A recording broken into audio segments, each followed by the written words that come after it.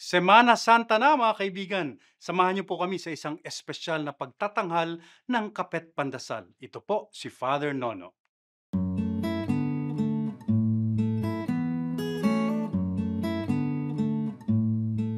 Kayo ba'y nakakaranas ng pangungulila, loneliness?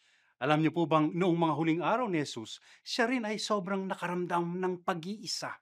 Oo, pagpasok niya sa Jerusalem, para siyang celebrity na pinagbubunyi ng mga tao. Pero unti-unti, iniwanan siya ng mga ito. Sa oras ng kagipitan, pati mga alagad niya, tinalikuran siya. Sa ibabaw ng krus, sa harap ng kamatayan, mistula siyang walang kakampi, walang kaibigan. Subalit, batid niyang ito'y isang kasinungalingan. Hindi tayo kailanman nag-iisa.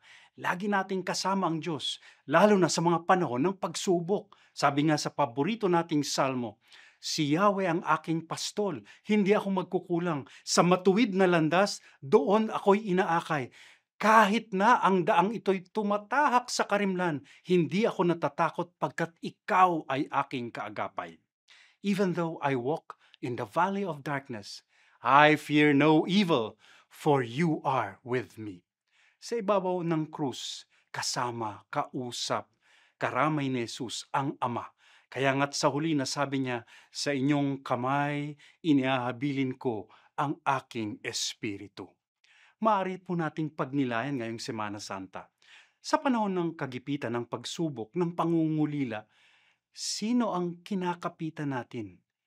Kanino kayo bumabaling? Maaari ba nating tularan ang ating Poong Yesus sa pag-iisa, sa pangungulila, kumapit sa kanyang Ama, sa Diyos na siyang tanging pag-asa at kaagapay ng mga sawi, sugatan at nalulumbay. Amen.